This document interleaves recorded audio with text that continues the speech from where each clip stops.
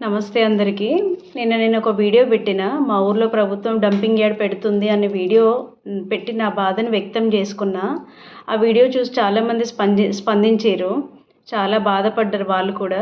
ఎందుకంత బాధపడుతున్నావు, ఎందుకంత కన్నీళ్ళు పెట్టుకుంటున్నావు అన్నారు. ఆ కన్నీళ్ళు నా ఒక్కదానివే కాదు, మా ఊర్లో ఎవరిని కదిలించినా అవే కన్నీళ్ళు వస్తున్నాయి. చాలా ప్రభుత్వం మా వాళ్ళని చాలా బాధ పెడుతుంది. అంత చిన్న ఊరిని పాడు చేసేస్తుంది.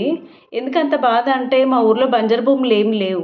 మంచి పచ్చటి పొలాలు, రకరకాల పంటలు పండిస్తారు. పచ్చటి అడవి, దట్టమైన అడవి. నర్సాపూర్ ఫారెస్ట్ అంటే పేరెళ్ళిపోయింది, అందరికీ తెలుసు. అక్కడ ఈ అర్బన్ పార్క్ కూడా ఉంది. కేసీఆర్ హయాంలో అర్బన్ పార్క్ కూడా తయారు చేసిండు.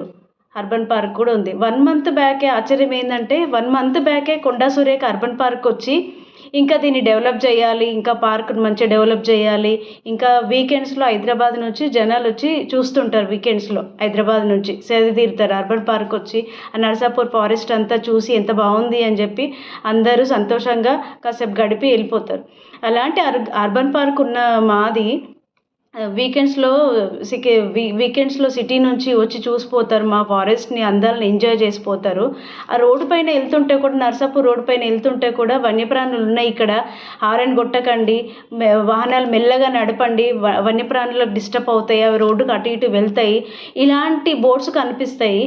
వన్యమృగాలు ఉన్నాయి, అడవిలోకి వెళ్ళకండి, జాగ్రత్త, వాటిని కాపాడండి, సంరక్షించండి అని చెప్పి ఇట్లాంటి బోర్డులు కనిపిస్తాయి.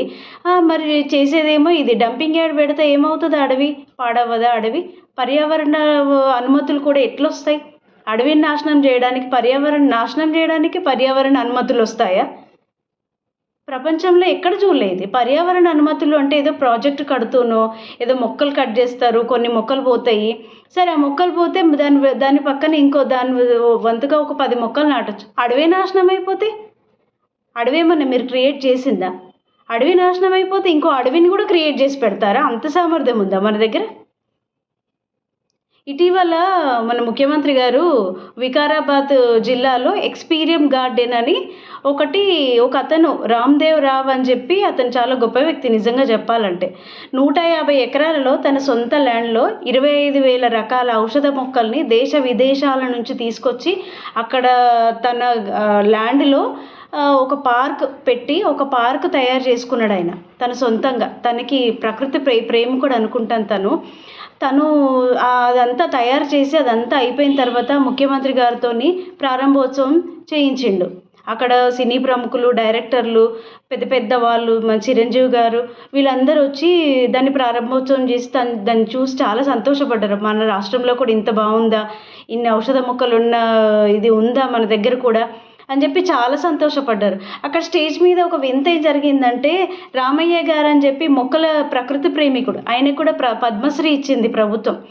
పద్మశ్రీ ఇచ్చి గౌరవించింది. ఆయన ఏం చేస్తాడంటే, వాళ్ళిద్దరు భార్యాభర్తలు ఇట్లా తలకి ఇది పెట్టుకొని ఉంటారు ఎప్పుడు వాళ్ళు. మీరు అది చెప్తే మీరు గుర్తుపడతారు. అతను ఎక్కడో కింద ఉంటే అతన్ని వాళ్ళిద్దరు భార్యాభర్తల్ని పైనకు పిలిపించుకొని పైన కూర్చోబెట్టుకొని, ఇదిగో ఇతను పద్మశ్రీ వచ్చింది, ప్రకృతి ప్రేమికులు, మొక్కలు నాటుతారు, ఎప్పుడు వీళ్ళకి అదే పని, ఇంకా మొక్కలు నాటే పని, వీళ్ళు చాలా గొప్ప వ్యక్తులు, అది ఇదని చెప్పి చిరంజీవి గారు పరిచయం చేసి చాలా గొప్పగా పొగిడి చాలా మెచ్చుకున్నారు. అది చూసి మేము చాలా ప్రకృతి ప్రేమికులు కదా ముఖ్యమంత్రి గారు, ఇంకా మాకు ఈ బాధ ఉండదు, మేము సేఫ్ అయినట్టే అనుకున్నాం.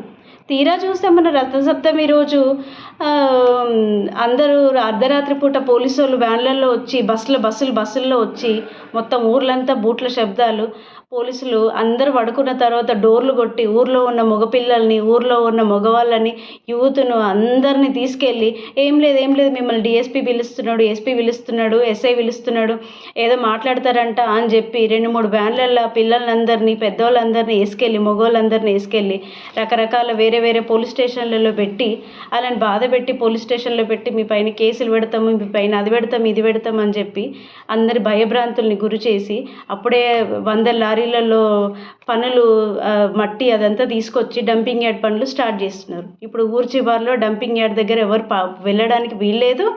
అక్కడ పోలీసు వాళ్ళు టెంట్లు వేసుకొని కూర్చొని మరీ డంపింగ్ యార్డ్ చేస్తున్నారు. పర్యావరణాన్ని నాశనం చేయడానికి పర్యావరణ అనుమతులు వస్తాయి గవర్నమెంట్కి.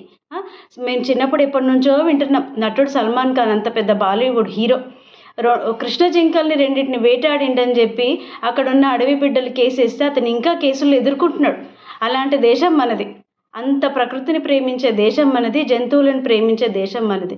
అలాంటి దేశంలో అంత చిన్న గ్రామం పైన, అడవి పైన కసిగట్టి, పగ్గగట్టి అక్కడ డంపింగ్ యార్డ్ చేస్తాము, మీ ఇష్టం వచ్చినట్టు చేసుకోండి, మీరు ఏమన్నా చేసుకోండి, మీరు చిన్నోళ్ళు, రైతులు, మీరేం చేయగలరు అని చెప్పి వాళ్ళపైన పగబట్టి ఇప్పుడు డంపింగ్ యార్డ్ పనులు, పోలీసు బందోబస్తు పెట్టి డంపింగ్ యార్డ్ పనులు స్టార్ట్ చేస్తున్నారు అక్కడ. ఎవరికి చెప్పుకోవాలి బాధ? ఏం చేయాలి? గ్రామస్తులు చేస్తున్నారు.